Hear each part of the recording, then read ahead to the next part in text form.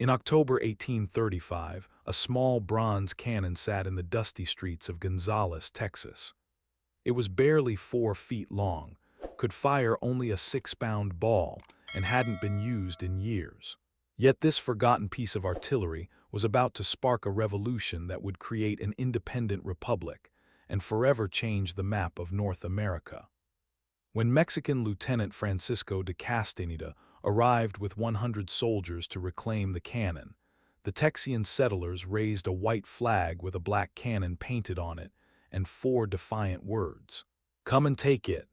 What happened next would ignite the Texas Revolution and lead to some of the most dramatic battles in American history. But how did one small cannon trigger a war that would create the Republic of Texas? And why did this single act of defiance lead to legendary battles at the Alamo, Goliad, and San Jacinto that still echo through American memory today? The answer lies in a clash between two worlds: Mexican centralist control and Anglo-American frontier independence, that was always destined to explode. The cannon at Gonzales had originally been given to the town by the Mexican government in 1831 to defend against Comanche raids. Green DeWitt, the town's founder, had specifically requested it from Mexican authorities, who provided it with one crucial condition: they could ask for it back at any time. By 1835, tensions between Anglo-American settlers and the Mexican government under President Santa Anna had reached a breaking point. Santa Anna had abolished the federal Mexican Constitution, centralizing all power in Mexico City and ending the local autonomy that Texian colonists had enjoyed. When Lieutenant Castaneda rode into Gonzales on October 1st with orders to retrieve the cannon, he was met not with compliance, but with defiance. The Texians had buried the cannon and claimed they couldn't find it. When Castaneda returned with reinforcements, approximately 160 Texian militia had gathered in the town. At dawn on October 2nd, 1835, they marched out to face the Mexican soldiers. The battle itself lasted only minutes. The Texians fired their cannon once, charged the Mexican position, and sent Castaneda's forces retreating toward San Antonio. 2 Mexican soldiers died in the skirmish. The only Texian casualty was a man who broke his nose falling off his horse. But those first shots fired at Gonzales would echo across Texas for the next 7 months, triggering a revolution that would reshape North America.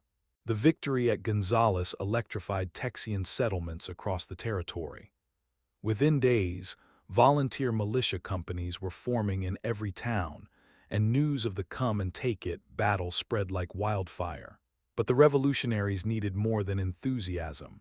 They needed weapons, supplies, and strategic positions. Just 8 days after Gonzales, on October 10th, a force of 125 Texian militia under George Collinsworth launched a daring night assault on the Presidio La Bahia near Goliad. This fortress was one of only 2 major Mexican garrisons in Texas, and the Texians planned to capture not just the fort, but General Martin Perfecto de Cas, Santa Anna's brother-in-law, who they believed was inside with a fortune in gold. The attack came at 11 p.m., with Texians using axes provided by local residents to chop through the wooden door in the north wall. The 50-man Mexican garrison was caught completely by surprise. After 30 minutes of fierce fighting, the Mexican commander surrendered to avoid a massacre. The Texians had captured their second major victory, renaming the fort Fort Defiance. But it was at this battle that the revolution gained one of its most significant early heroes: Samuel McCulloch Jr., a freed slave who became the first person to shed blood for Texas independence. When the new Texas Constitution banned free blacks from living in the territory, McCulloch and his family were specifically exempted because of his sacrifice at Goliad. 3 weeks after Gonzales, the Texian army achieved what military historians call one of the most lopsided victories in American military history. At the Battle of Concepcion on October 28, 1835, Jim Bowie and James Fannin led 90 Texian volunteers against a much larger Mexican force under Colonel Domingo Ugartequia. The battle showcased the devastating effectiveness of Texian marksmanship and tactics. Armed with superior long-range rifles, the Texians had positioned themselves in a strong defensive position near the old Spanish mission. When Ugartequia's forces charged the Texian position 3 times, they were cut down with surgical precision. The casualty count was staggering. An estimated 76 Mexican soldiers killed and 40 wounded, compared to just 1 Texian killed and 1 wounded. The battle lasted only 30 minutes before the Mexican forces retreated in disarray back to San Antonio. For the Texians, it seemed like divine providence was guiding their cause. But this overwhelming success created a dangerous overconfidence. The ease of these early victories convinced many Texians that Mexican forces were no match for their fighting prowess. This hubris would prove fatal when they later faced Santa Anna's professional army at the Alamo and Goliad. By December 1835, the Texian army had won every major engagement and laid siege to San Antonio, the last Mexican stronghold in Texas. General Cos commanded over 1,000 soldiers inside the city, but the Texian forces under Edward Burleson had them completely surrounded. The decisive moment came when Colonel Ben Milam rallied the troops for a final assault. "Who will go with old Ben Milam into San Antonio?" he shouted, and 300 volunteers answered the call. On December 5th, Milam and Colonel Francis Johnson led 2 columns into the city, fighting house by house through the streets of San Antonio. The urban warfare was brutal and personal. Texians smashed through walls with crowbars and axes, clearing each room with rifle and knife. Milam was killed by a Mexican sniper on December 7th, but the assault continued relentlessly.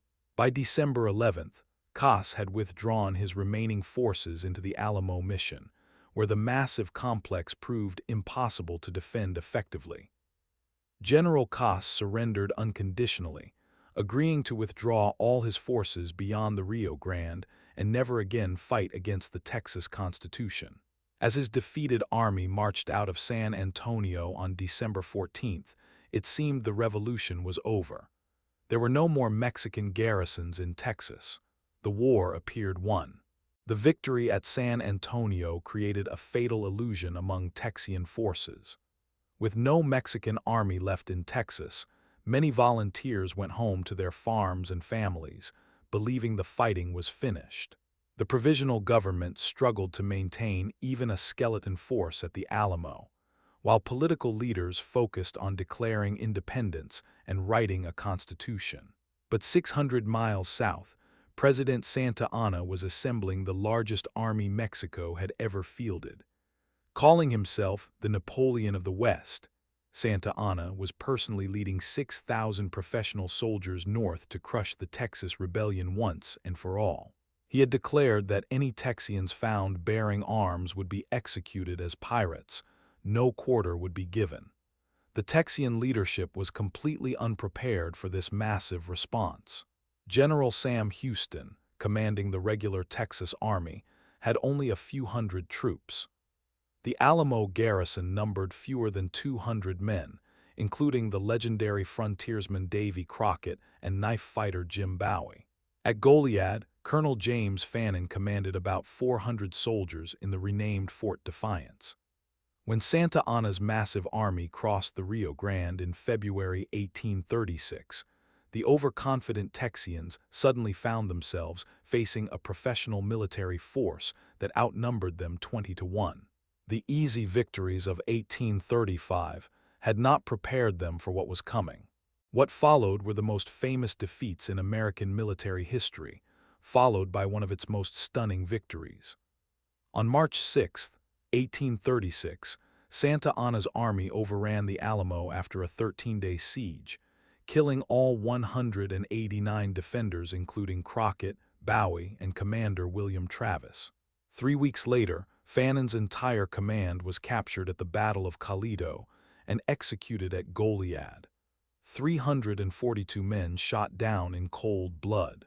These massacres shocked the civilized world and transformed the Texas Revolution from a local uprising into an international cause. "Remember the Alamo" and "Remember Goliad" became rallying cries that echoed across America, bringing volunteers and supplies flooding into Texas. But it was Sam Houston who turned tragedy into triumph. Retreating eastward for 6 weeks, he lured Santa Anna into a trap near the San Jacinto River. On April 21, 1836, Houston launched a surprise attack during the Mexican Army's afternoon siesta.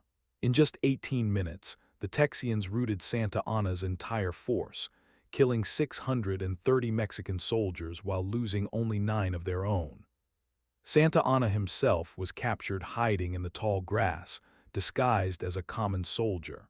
Forced to sign treaties recognizing Texas independence, the self-proclaimed Napoleon of the West had suffered one of military history's most humiliating defeats. The little cannon that started it all at Gonzales had triggered a revolution that created the Republic of Texas, an independent nation that would exist for 9 years before joining the United States in 1845 as the 28th state. The Texas Revolution shows us how small acts of defiance can snowball into world-changing events. In today's interconnected world, do individual moments of resistance still have the power to trigger massive political transformations? Or have modern communications and global institutions made such dramatic changes impossible? Let us know in the comments. And if you like the video, give it a thumbs up and subscribe to our channel. See you in the next video.